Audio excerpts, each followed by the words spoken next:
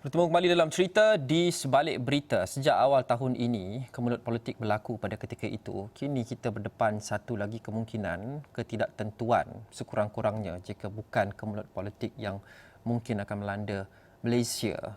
Khasnya ketika negara sedang bergelut dengan pandemik COVID-19. Banyak isu-isu yang dilontarkan berkenaan dengan topik ini. Antaranya isu usul undi tidak percaya, dan antara yang saya boleh kongsikan di sini adalah kenyataan media yang dikeluarkan oleh Speaker Dewan Rakyat beberapa hari lepas, Datuk Azhar Azizan Harun, yang merujuk kepada surat Yang Berhormat Mulia Tengku Razali Hamzah, Ahli Parlimen Gua Musang berkenaan dengan usul undi tidak percaya. Dan sejak itu ada beberapa lagi ahli parlimen yang mengatakan bahawa mereka menyokong bahawa usul undi tidak percaya ini diutamakan di dalam Dewan Rakyat.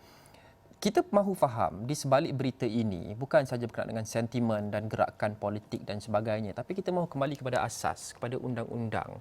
Bagaimana sesuatu usul itu dibahaskan di Dewan Rakyat dan apa aturannya untuk ia dibawa kepada perbahasan dalam kalangan ahli parlimen. Dan untuk ini kami bertanyakan kepada pakar undang-undang. Sebenarnya rakan setugas saya Helmi Malik yang bertanya kepada pakar. Okey, kita nak faham prosedurnya Helmi. Sekarang ni banyak cakap-cakap berkenaan dengan usul ni tidak percaya, si Polan ni sokong, si Polan ni tak sokong, ini keluar surat ni sahih, yang ini tidak sahih. Kita mahu ketepikan semua itu sentimen politik. Rakyat Malaysia perlu memahami mengapa usul undi tidak percaya ini maupun mana-mana usul berada dalam aturan sebegitu dalam itinerary Dewan Rakyat. Helmi, prosedurnya bagaimana?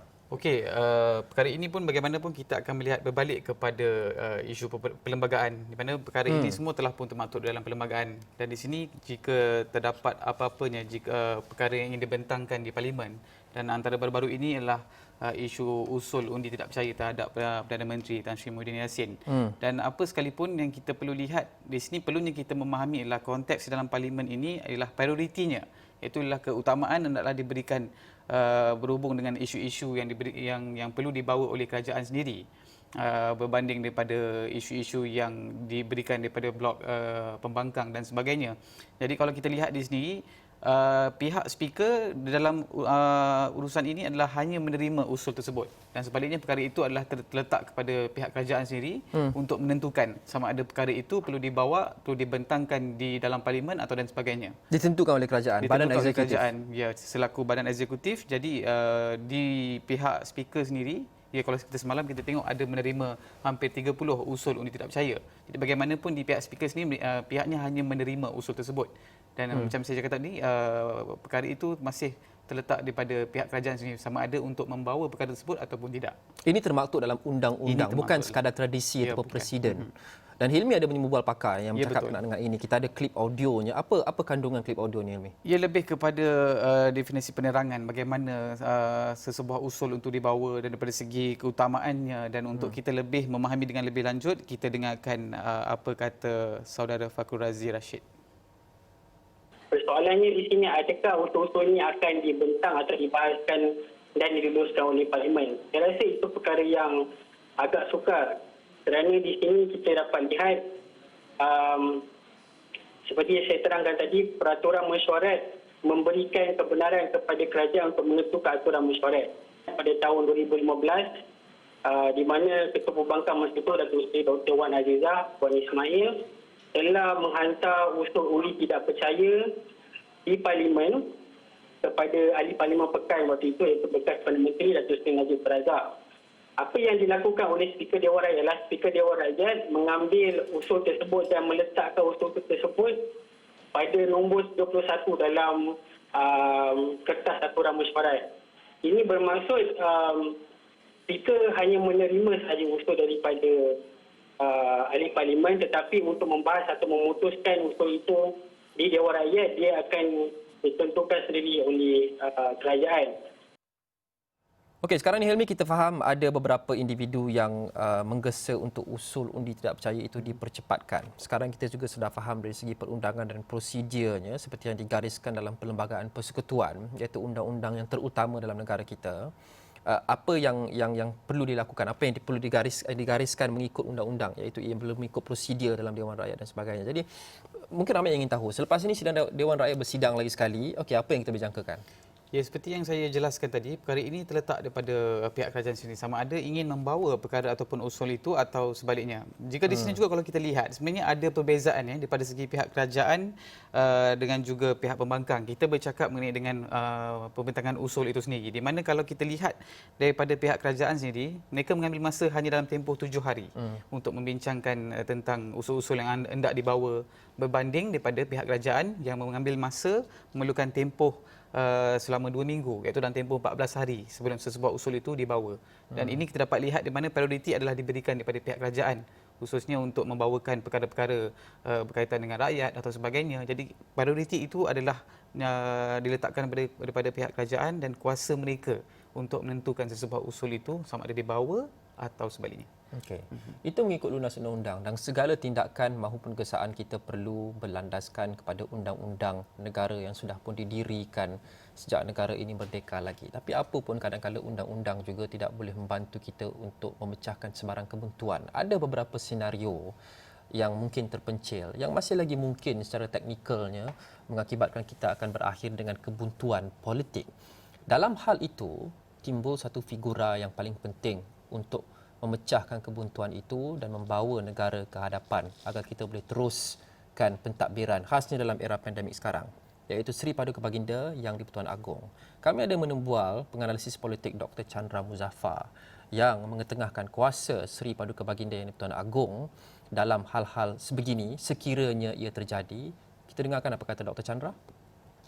Dan sekiranya perundingan ini pun gagal, katakanlah perundingan ini gagal dan dapat kita mencapai muafakat dan sebagainya, pada hemat saya berdasarkan pada perlembagaan, berdasarkan pada lunas-lunas demokrasi, saya tegaskan sekali bahawa ini ada sebahagian daripada demokrasi.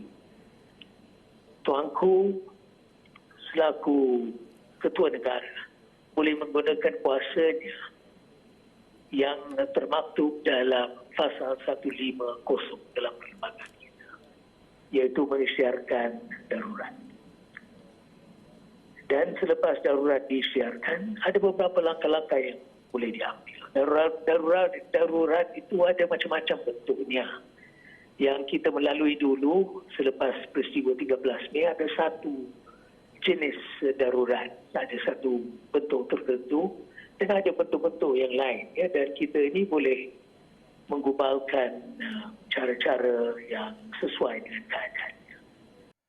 Kita difahamkan selepas menerima mengadap Datuk Seri Anwar Ibrahim tempoh hari, Seri Paduka Baginda Yang di-Pertuan Agong juga akan memanggil mengadap beberapa ketua parti. Dan seperti yang Dr. Chandra katakan, undang-undang menggariskan Seri Paduka Baginda boleh mengisytiharkan darurat sekiranya ada kebuntuan politik. Seperti biasa, kita ketepikan sentimen, tapi kita tumpu pada fakta dan lunas undang-undang. Kita tanya seorang lagi pakar, wartawan Astro Awani, rakan setugas saya Isabel Leong, ada bercakap dengan pakar undang-undang berkenaan dengan kebolehan Seri Paduka Baginda Yang di-Pertuan Agong untuk mengisytiharkan darurat sekiranya ada kebuntuan politik yang terjadi dalam masa beberapa minggu akan datang. Isabel, apa katanya? Ya, Luqman, saya sempat menembual pakar perlembagaan Profesor Dr. Nik Ahmad Kamal Nik Mahmud, dan beliau berkata bahawa Yang di-Pertuan Agong sememangnya mempunyai peruntukan di bawah Perlembagaan Persekutuan untuk mengisytiharkan darurat atas mungkin alasan keselamatan negara ataupun ekonomi negara yang merosot. Namun persoalan yang timbul, ya Luqman, adalah apakah pengisytiharaan perintah darurat ini merupakan jalan penyelesaian yang baik pada saat negara menghadap ataupun berdepan dengan pelbagai krisis, bukan sahaja krisis politik tetapi juga krisis pandemik COVID-19 ini. Dan juga menurut Profesor Dr. Nik Ahmad Kamal, pengisytiharaan perintah darurat oleh Yang di-Pertuan Agong ini dilihat sebagai satu langkah yang baik, dan beliau berkata jika terdapat proklamasi darurat seperti dalam Perlembagaan Persekutuan Perkara 150, undang-undang darurat boleh diluluskan oleh Parlimen jika Parlimen bersidang pada tempoh masa itu, dan